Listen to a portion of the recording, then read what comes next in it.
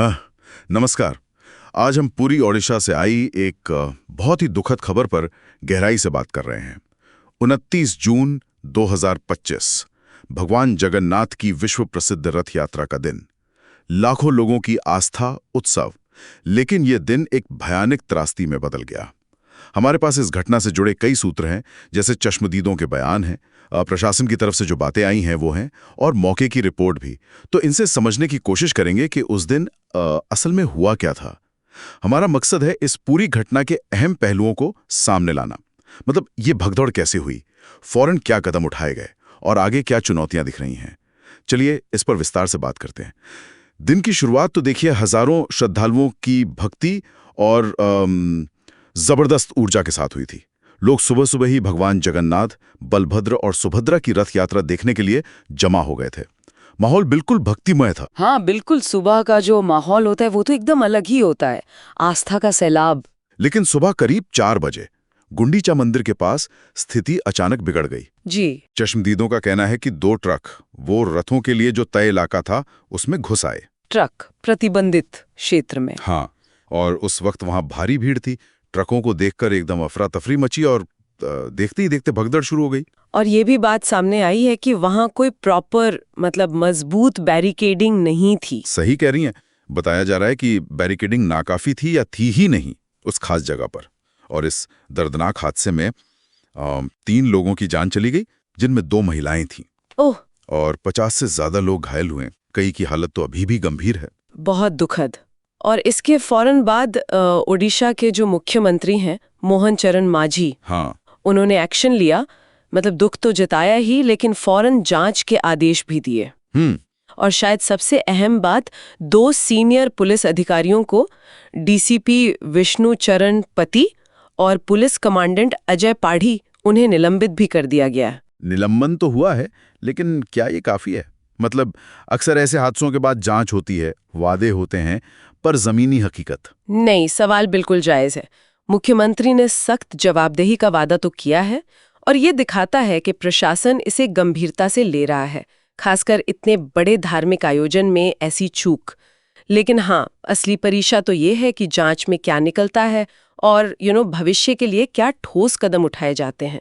सिर्फ निलंबन से सिस्टम नहीं बदलता। बिल्कुल, व्यवस्था में बदलाव जरूरी है। और मुसीबतें यहीं खत्म नहीं हुई उस दिन। अच्छा। बाद में पूरी रेलवे स्टेशन पर भी हालात बहुत बिगड़ते बिगड़ते बचे। ओह हाँ, मैंने भी सुना उसके बारे में। व्रत यात्रा के बाद लाखों श्रद्धालु घर लौटने के लिए स्टेशन पर उमड़ पड़े थे। ट्रेनों में चढ़ने की जबरदस्त होड़। हाँ, वो तो बहुत खतरनाक स्थिति बन सकती थी। बिल्कुल, लेकिन गनीमत रही कि वहां जो जीआरपी और आरपीएफ के जवान थे, जी, रेलवे पुलिस, उन्होंने तेजी दिखाई, मानव श्रृंखला बनाई, जिगजैग तरीके से घेरा बनाकर भीड़ को कंट्रोल किया। अच्छा, ये तो सूझबूझ का काम किया उन्होंने। हाँ, वरना एक और भगदड़ हो सकती थी।